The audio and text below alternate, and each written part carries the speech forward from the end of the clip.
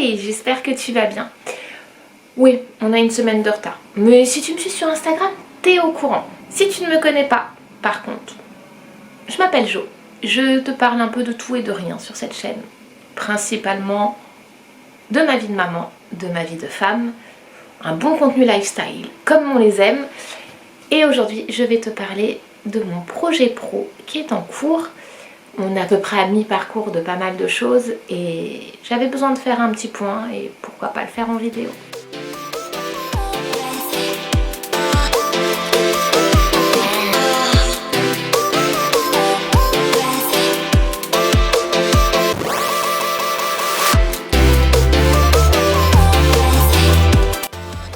Je sais pas comment commencer cette vidéo. J'avais envie de te parler tranquillement de tout ce qui se passe en ce moment. Bon, on est en plein Mercure rétrograde, hein, clairement je le sens passer. Mercure rétrograde en taureau. Le taureau est dans ma maison 1. Si tu t'intéresses un peu à l'astrologie, tu sais que ça va impacter les relations, la communication. Bon, on est en plein dedans, hein, j'arrive même pas à commencer ma vidéo. Alors, tu me suis sur Insta? Si c'est pas le cas, je t'invite à me rejoindre sur mon compte Une fille dans la moyenne et le compte de mon projet pro en cours, Shine You Up. J'en suis à la 50e prise, tout va bien. Donc, si tu me suis sur Instagram, tu sais que je viens de traverser une période un peu particulière. On n'était pas dans un bon mood du tout. Clairement pas. Je fais une formation de coach de vie. J'ai demandé par courrier, en suivant la procédure, à mon employeur le droit de cumuler une activité entre mon boulot conventionnel et l'activité que je souhaitais développer sur les réseaux sociaux et plus. Donc j'ai posté ma lettre courant mars. Ils ont reçu le courrier le 20 avril, très exactement. Et ils avaient un mois pour me répondre. On est le 26 avril, je n'ai toujours pas eu de réponse. Ce qui veut dire que ma demande a été refusée. What a mess! Je leur laisse jusqu'à mon retour de vacances, au cas où ils m'ont répondu par courrier et que le courrier était posté en retard. Mais j'y crois pas, clairement. Donc il faudra que je reformule une demande. Je ne lâcherai pas l'affaire. C'est un projet qui me tient trop à cœur pour lâcher l'affaire, mais ça a généré un gros bad mood.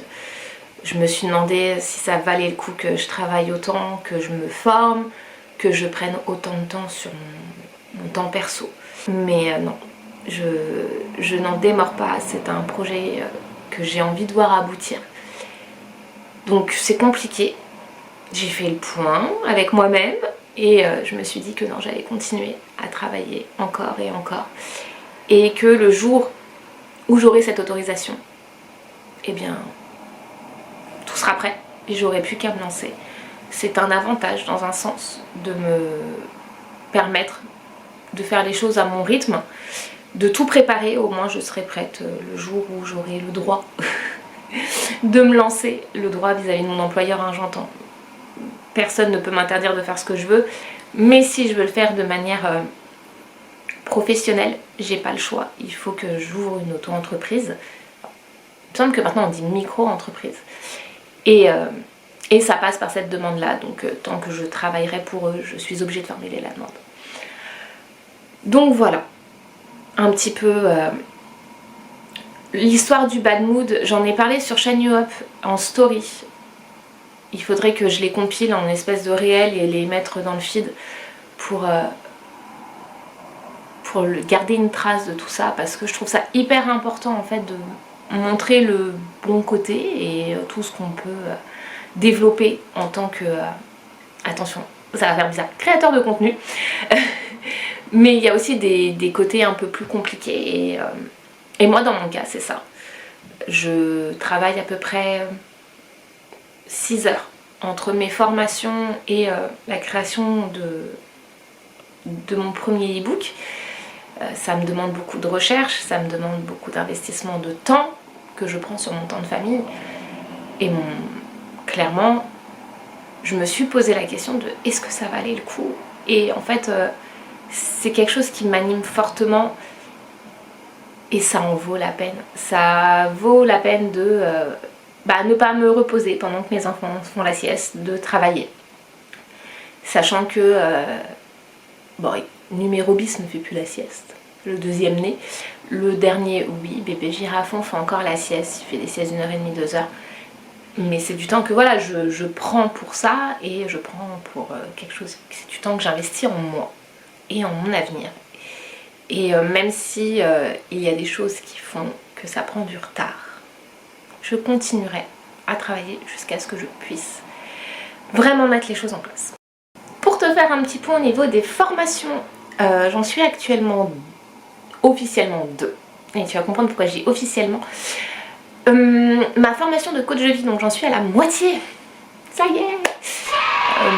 Je suis encore dans les temps vis-à-vis de l'objectif que je me suis fixé. Donc c'est une formation en 10 modules. Donc sur le coaching de vie à proprement parler, qui est très axé sur la gestion des émotions, la compréhension des émotions. C'est quelque chose qui pour moi était fondamental, même si je sais que je ferai une autre formation de coaching un peu plus poussée encore après. Pour moi, c'était le moyen pour moi de mettre un premier pas dedans et savoir si ça me plaisait réellement, ce qui est le cas, même si les émotions étant un point sur lequel je dois travailler moi-même, oh bah ça te remue, hein, mais c'est ça qui est super intéressant. Et je fais également à côté une formation de sophrologie. Et ces 2 formations, je les ai mis en pause. Tout simplement. La formation de coach de vie, parce que j'avais besoin d'un temps pour digérer. Là, je vais reprendre les premiers modules pour valider mes acquis, vérifier que j'ai bien tout assimilé, que tout est très organisé dans ma tête. Et c'est vraiment dans mon mode de fonctionnement. J'engrange. Au bout d'un moment, je fais complètement une pause, j'arrête totalement. La pause devait durer une semaine, ça va faire un mois. Mais bon, j'en avais aussi besoin. Et comme ça, après, je révise tout ce que j'ai vu avant de passer à la suite. Pour moi, c'est comme ça que je fonctionne et c'est ce qui fonctionne le mieux chez moi. Ça a toujours été comme ça. Et au niveau de la formation de sophro, donc j'ai validé 2-3 modules, mais j'ai des exercices à maîtriser avant d'enchaîner sur la suite. Et donc, je suis en train de travailler sur les autres exercices. D'ailleurs, je voudrais savoir si ça t'intéresse, donc ça sera sur le compte Shine You Up, que je te partage les exercices de sophrologie que je suis en train d'apprendre. Donc c'est les techniques de respiration de base avec les 3 positions et je trouve ça hyper intéressant parce que c'est le premier pas dans la sophro. Donc si ça t'intéresse, tu peux me le dire en commentaire, comme ça je ferai des petits réels et je les mettrai peut-être en shorts ici pour t'apprendre la respiration ventrale et la respiration complète. Donc c'est les 2 exercices que je suis en train d'apprendre. Alors la respiration ventrale, ça va, c'est bon, je maîtrise. La respiration complète, petit à petit, ça commence à venir. Donc n'hésite pas à me dire ce que t'en penses. Je t'attends dans les commentaires. Et forcément, je ne serais pas Jo si pendant cette pause, je m'étais pas dit tiens, et si je commençais une nouvelle formation. Je fais ma formation de sophrologie sur Udemy. Et si tu cherches à te former, vraiment, je te la conseille vraiment. Alors c'est une formation qui n'est pas qualifiante, ni diplôme. Enfin, elle est qualifiante, mais elle n'est pas certifiante plutôt. Et c'est une formation d'Ayurveda. Voilà, je suis amoureuse, je pense qu'il n'y a pas d'autre mot, de la philosophie de l'Ayurveda. Et c'est très drôle, c'est que je m'y suis replongée là. Et en cherchant un petit peu, parce que je savais que j'avais des bouquins, mes anciens livres sur l'Ayurveda, je me suis rendu compte que j'avais une sacrée collection et que c'est un truc autour duquel je tourne depuis presque 10 ans. Et où je n'avais jamais en fait vraiment sauté le pas de me former. Et ça y est, et Chérie m'a fait un super cadeau, je vais te le montrer.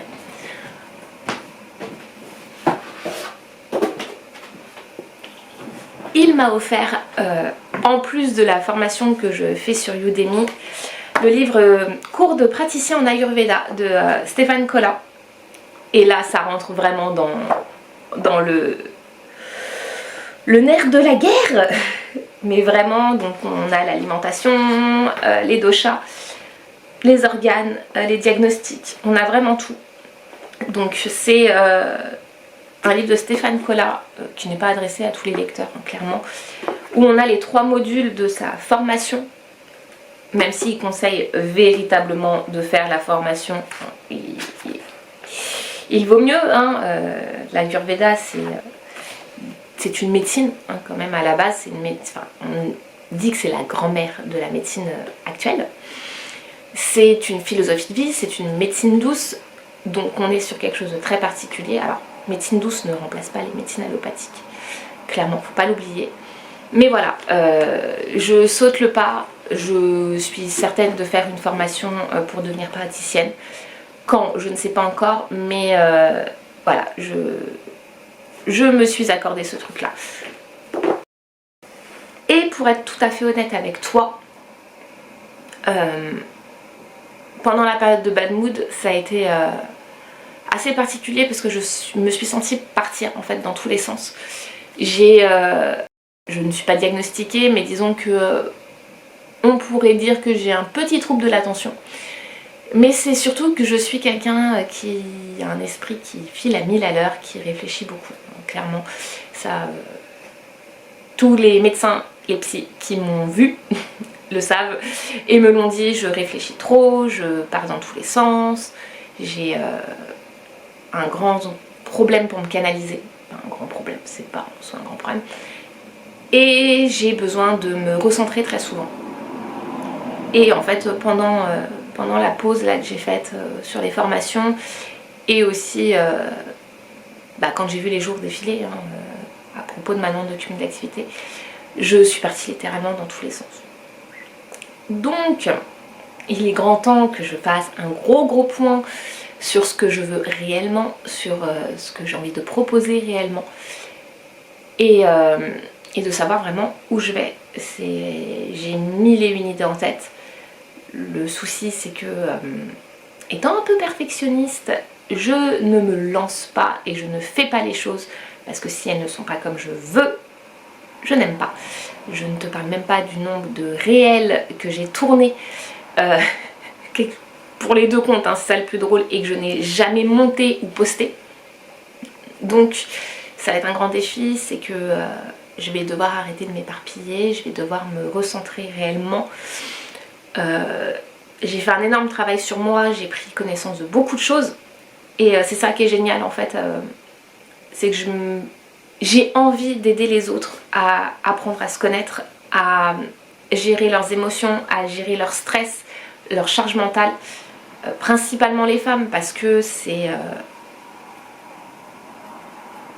voilà, c'est des personnes, une catégorie de personnes que je connais puisque j'en suis également une, principalement les mamans, parce que je me suis rendu compte que qu'en devenant maman on se mettait beaucoup de côté et qu'on avait beaucoup de poids sur les épaules, beaucoup de choses à porter. Alors moi ma situation est particulière, moi j'ai un conjoint qui m'aide énormément, qui prend beaucoup de la charge mentale de la maison, mais il n'empêche que la charge mentale elle est là autant pour lui que pour moi, peut-être un peu plus pour moi parce qu'il y a le poids de la société, et c'est quelque chose sur lequel j'aimerais vraiment travailler, apprendre aux femmes et aux mamans à prendre du temps pour elles, à investir en elles, à gérer en fait leur organisation, leur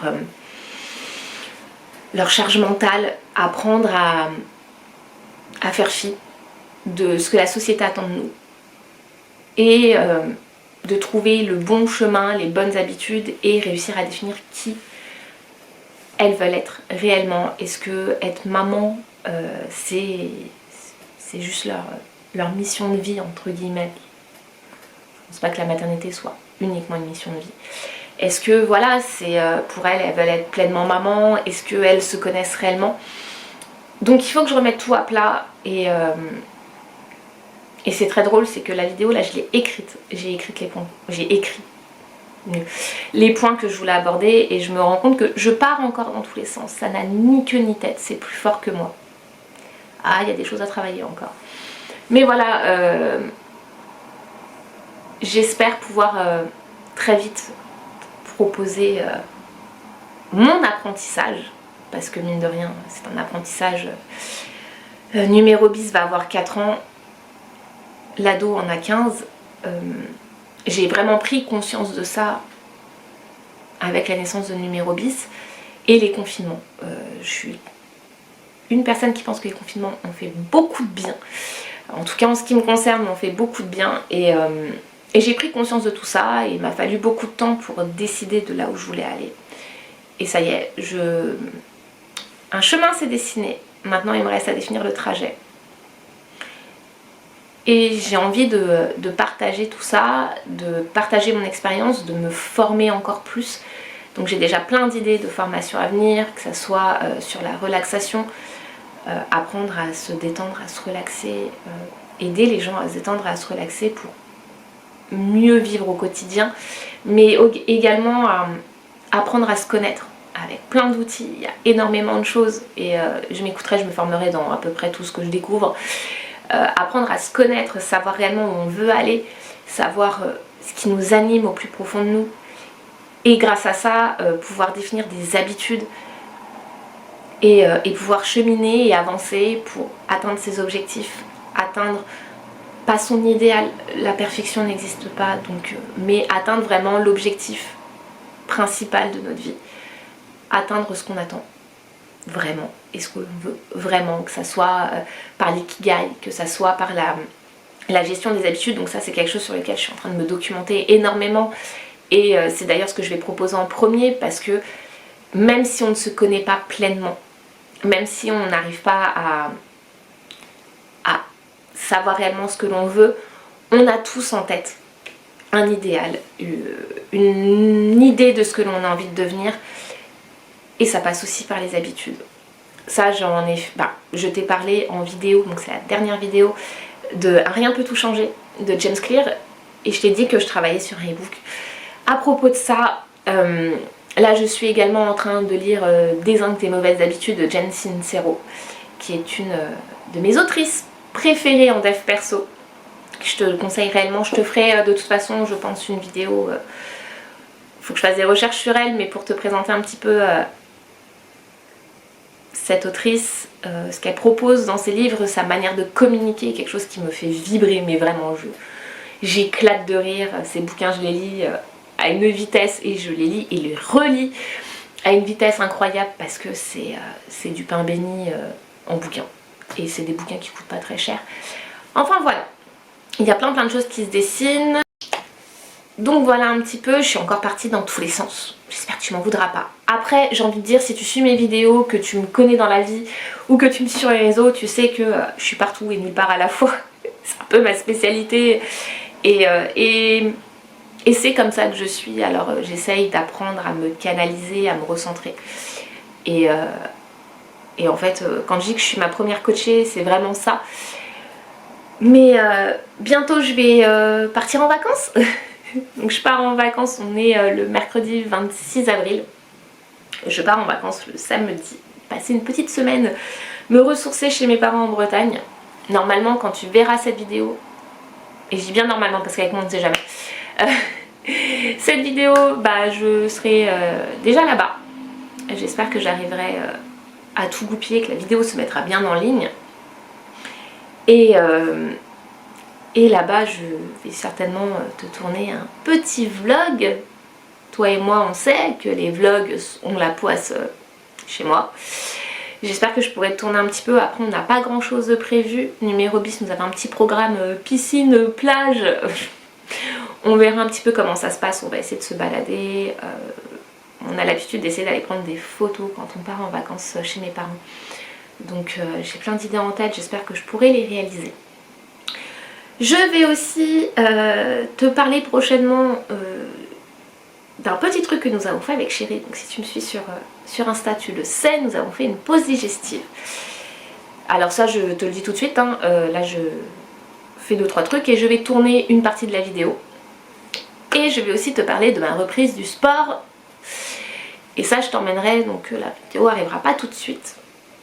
Je t'emmènerai un petit peu avec moi sur comment je m'entraîne, quel programme je suis, comment je m'organise et je me lance un petit défi qui a déjà commencé et je t'en parle très vite. J'espère que la vidéo t'aura plu, je ne sais pas si elle va être longue ou pas parce que j'ai fait plein de prises et j'ai peur qu'elle soit longue encore. Désolée. Je te dis à très vite, prends soin de toi Ciao!